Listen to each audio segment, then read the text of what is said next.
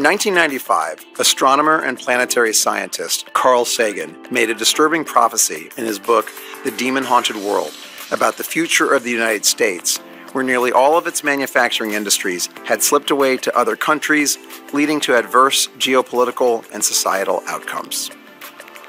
AI is all around us. AI listens to you. AI sees your face and body. AI knows where you are right now, training the next chatbot.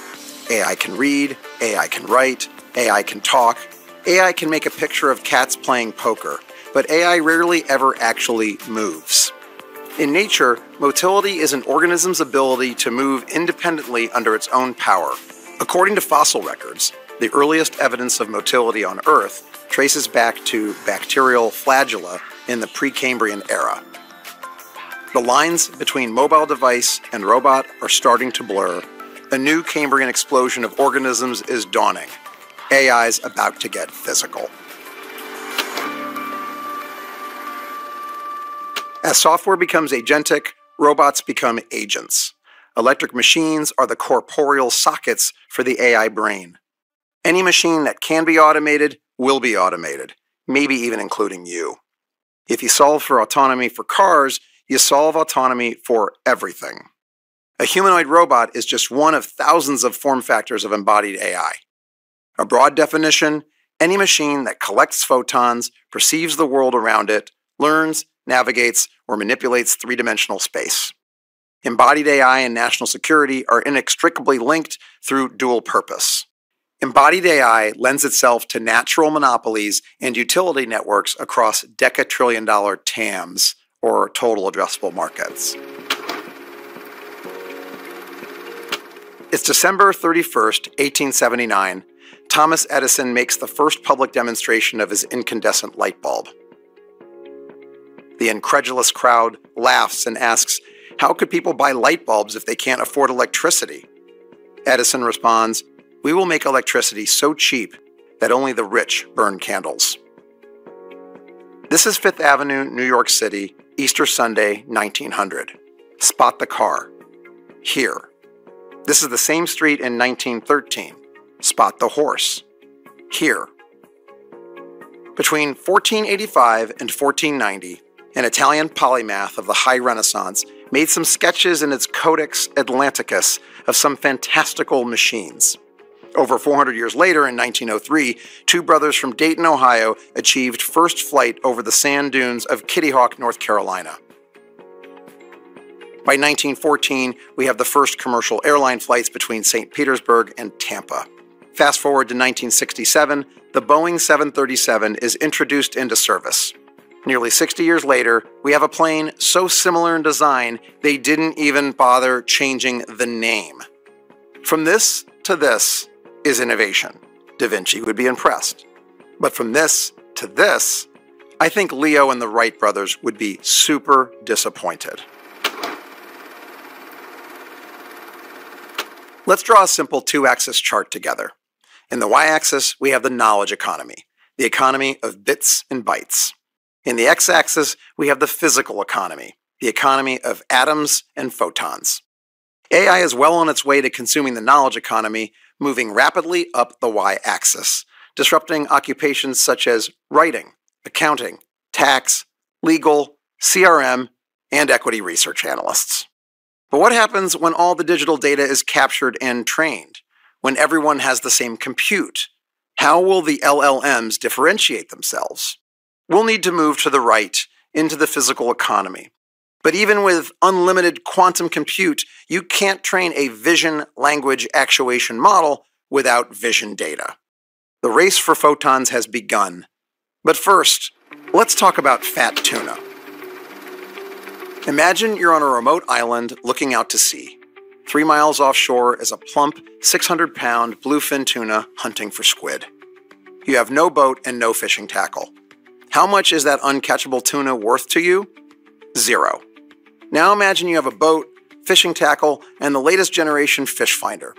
What's that tuna worth now? In 2019, a 612-pound bluefin tuna fetched $3.1 million in a Tokyo auction. Now let's turn to vision data. What's the world's visual data worth if you have no way of collecting it? 0. Now imagine you have the ability to collect and process yottaflops and yottaflops of data. What's that data worth now? More than 0? Biology is hyper-efficient.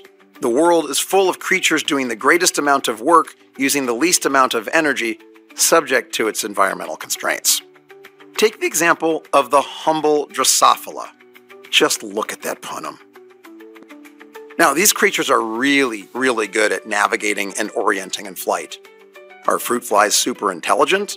Well, the fruit fly's brain is the size of a poppy seed, so compared to a sponge, which has no brain, the fruit fly is highly intelligent. Now, I'm no insectologist, but poppy seed brain beats no brain every time. Scientists think the secret to the Drosophila's aeronautic abilities has something to do with these things. 2 enormous compound eyes that are bigger than its entire head, each featuring around 400 hexagonal ommatidia. These insect lenses act as tiny computers. Light comes into the lens, which does a calculation, pre-processing the data before entering its brain. Again, folks, we're talking poppy seed brain, not sesame seed. Lenses are amazing computers that don't use any of the fly's energy, and they don't make mistakes. Hardware like this is the compounding product of Darwinian forces of biological survival, mutation, and procreation over hundreds of millions of years. But Tesla and Google don't have hundreds of millions of years to solve autonomy. They need tools that can simulate billions or septillions of years in just a few days to get those Darwinian forces moving a little bit faster.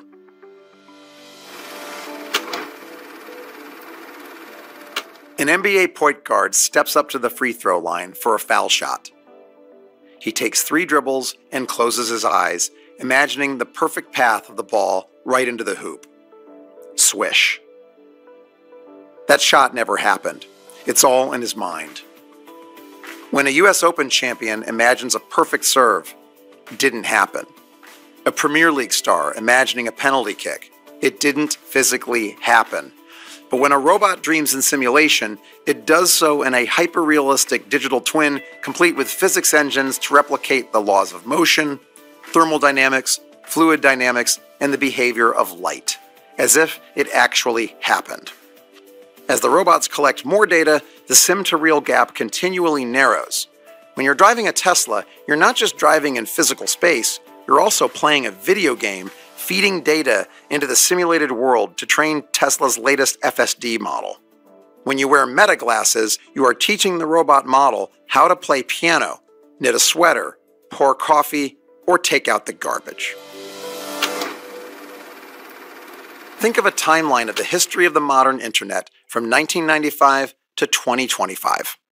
Over this 30-year span, what's the most valuable contiguous 5 minutes of data if you're training a large language model? Well, the last 5 minutes of data, only surpassed by the next 5 minutes of data.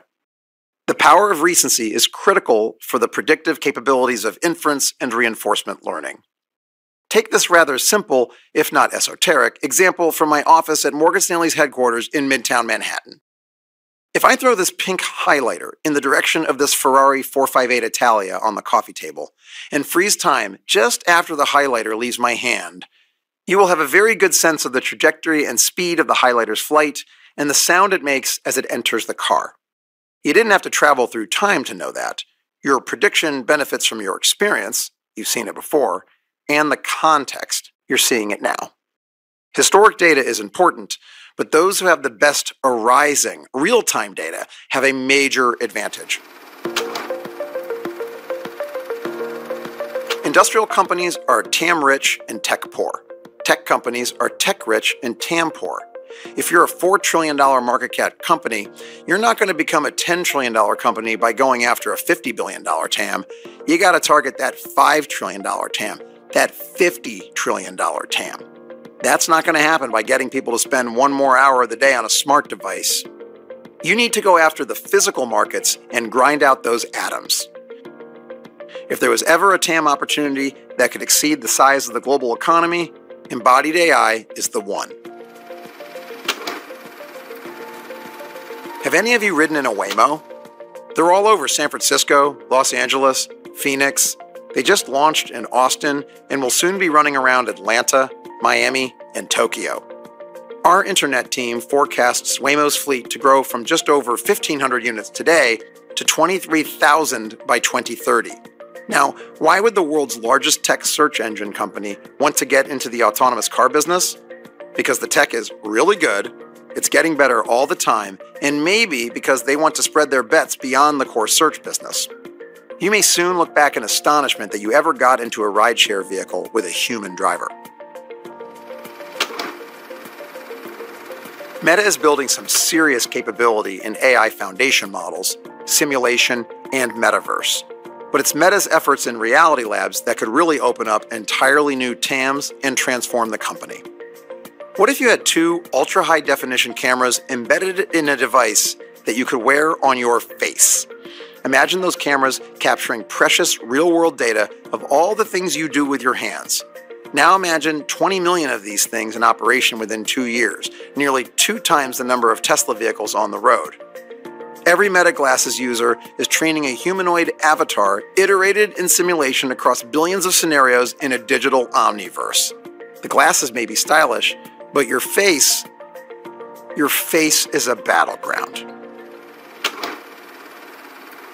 It's no secret Amazon is a major force in AI.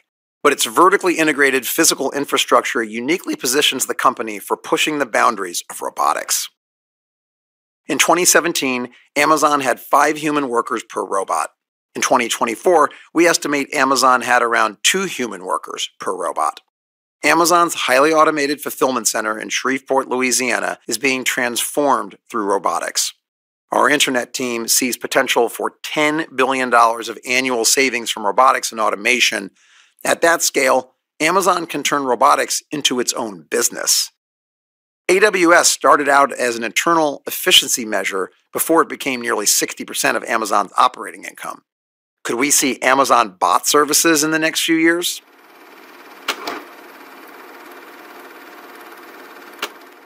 Apple may have paused their autonomous car project, but once CarPlay gets access to the video data from inside and outside of the vehicle, then things could get very interesting in Cupertino. The skills transferability for Apple into embodied AI is pretty obvious, but we'll list them anyway. Software, hardware, compute, battery, sensor, infrastructure, supply chain. The car of the future is essentially a giant iPhone wrapped around your body like an immersive IMAX screen covered in carbon fiber reinforced plastic attached to an electronic skateboard driven by a supercomputer. Apple doesn't want to make a car. They want to turn your car into a mobile Apple store. We're often asked, what is Tesla's secret sauce? What's their moat? Well, it's not really one thing, but the combination of 6 attributes that set Tesla apart from its peers. Let's look at each of them. Data. 7 million cars on the road today, over 100 million by 2040. Robotics. In-house electric motors and actuators. Just the hands of the Optimus have 22 degrees of freedom. Energy. Leading battery storage solutions at scale. AI. A world-class AI team developing FSD, Dojo, and custom silicon. Manufacturing, the most vertically integrated U.S. local-sourced auto company in the world. Space, redundant, resilient, cyber-secure comms. SpaceX is the transport layer, the connective tissue of the AI ecosystem. So, out of Tesla's dreams, what does Elon Musk think is the single most critical component of the company's moat? Without any doubt, manufacturing. You need to make the probes to collect the data to improve the probes to collect more data to improve the probes. You get the idea here. Data defines the software, software defines the hardware, hardware defines the manufacturing. Elon Musk has used the car industry as a laboratory to develop competency in other areas. The car is to Tesla what the book was to Amazon.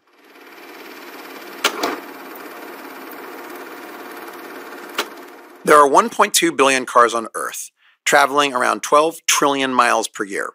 That's 2 light years annually, roughly the distance between the Earth and the Sun 130,000 times. With an average occupancy of 1.5 passengers per car and 25 miles an hour, that's 720 billion hours of passenger time, or 82 million years. Humans spend 82 million years of time inside cars every year. 82 million years ago was the late Cretaceous period at the end of the Mesozoic era, the height of the dinosaurs. The Earth looked like this. Bees were pollinating the first flowering plants at the end of the Mesozoic era. Bees. Now, what's the value of an hour of your time? Well, that depends who you ask, but 720 billion hours times anything is a very large number. Then there's safety. With traffic fatalities still on the rise, it seems we're getting dumber faster than the cars are getting smarter. For those of you with a manual transmission, steering wheel having hoopty in the garage, don't sell it. These babies will be cherished by collectors as artisanal classics from an era when humans made the machines and operated the machines. And we still get asked why Ferrari trades at 50 times PE. The next time you're flying in an airplane on a clear day, take a look down at the Earth. Notice all the roads, the parking lots. See how much of our planet's surface area is devoted to vehicle transport. If AI can drive thousands of times safer than humans in 2 dimensions in the pedestrian-filled chaos of our cities, navigating in 3 dimensions is a walk in the park. Now consider what AI can do for our antiquated air traffic control systems. We estimate the low-altitude economy can eventually surpass the size of the global car market. On our calculations, one eVTOL can generate as much revenue as 10 to 15 Ubers. Advances in e-motors, energy storage, material science, communications, and compute will make flying cars ubiquitous and take some of the stress off the surface of our planet. No, not that AWS. This one. Elon Musk recently posted that China makes more drones in a day than the United States makes in a year, and that all future wars will be fought with drones. Let that sink in. With conventional technology, it takes 5 people to operate one $30 million drone. With AI, one person can operate 100 drones. Redundant, resilient, if necessary, attritable, working as a team in an autonomous swarm. Asymmetric capability that may call into question the very nature of defense budgets around the world. When Elijah Otis invented the safety elevator in Yonkers, New York in 1852, the venture capitalists of his time may have struggled to imagine how elevators would change architecture forever. This is New York City before the elevator. This is New York City after the elevator. We think of a reusable rocket as an elevator to space. SpaceX has reduced launch cost 10x while increasing payload capacity 10x, while increasing satellite bandwidth 100x. That's a 10,000x improvement in cost per gigabyte of saleable capacity in orbit. SpaceX is creating an all-new internet that provides downlink connectivity to everything. Every car, every plane, every drone, every ship, every home, every business, every phone. On our model, SpaceX grew revenue by 60% in 2024 to $14 billion, reaching $66 billion by 2030 on our estimates. The company's latest tender offer valued SpaceX at approximately $350 billion, according to PitchBook, making it the most valuable private company in the world.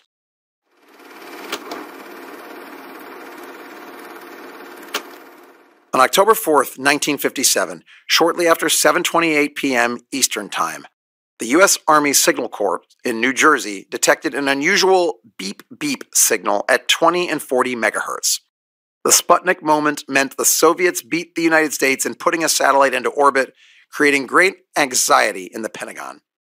In May of 1961, President John F. Kennedy announced the goal of putting a man on the moon and bringing him safely back to Earth by the end of the decade. And in that moment, countless 8-year-olds in the U.S. wanted to become astronauts, and U.S. math and science proficiency skyrocketed. National security is a powerful innovation catalyst. Competition with China is reawakening the Apollo spirit and catalyzing policy and public support for the next era of innovation in the fields of AI, cyber, space, robotics, and quantum. The United States didn't put men on the moon just to collect rocks and do donuts in a lunar rover. They did it because if we didn't do it, someone else would have. A tiger cub learns by watching its mother hunt. A human-shaped robot learns by watching you drink coffee, flip a hamburger, hit a forehand, or miss a 3-foot putt. Why humanoids? Because the world was made for humans by humans, and there are over 8 billion of us to watch and imitate. First adoption, starting now, with the most boring, repetitive, dangerous tasks and environments where you can control for temperature, weather, light, humidity, and where humans are in predictable areas. A manufacturing line, fulfillment center, kitchen, a lithium mine. The TAM? There are nearly 4 billion people in the global workforce with an average annual wage of $10,000. That's a global labor market of $40 trillion. One humanoid, leased at $5 an hour, can replace 2 human workers making $25 an hour, supporting a net present value of approximately $200,000 per humanoid. The U.S. labor market has 160 million people. Every 1% substitution by a humanoid is worth over $300 billion, or around $100 per Tesla share.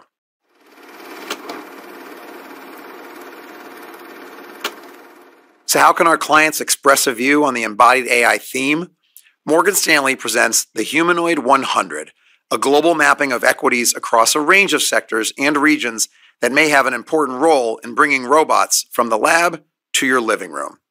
We divide the robot into the brain, body, and integrators, semis, sensors, batteries, actuators, encoders, harmonic reducers, screws, bearings, connectors, magnets, rare earths, and many more. This is manufacturing as a percentage of U.S. GDP since World War II. Just look at this chart. It's not just the magnitude of the decline, from nearly 30% to 10%, but the persistent, uninterrupted linearity of the decline, decade after decade, for 80 years. How much further was this going to continue before we realized that it may have gone a little too far? Morgan Stanley is making a strategic commitment to telling the story of embodied AI, leveraging our platform and relationships to help our clients identify the next crop of multi-generational compounders, transforming industries and creating new markets we believe can exceed the size of today's global GDP. The intersection of AI and the physical economy offers the chance to disprove Carl Sagan's 1995 prophecy. History books will be written about this time and the next 5 or 10 years. The impacts across markets and geopolitics are likely to be profound and far-reaching. The Morgan Stanley research team is here for you as we navigate these consequential times. We are grateful for your partnership and thankful for your business. Stay human.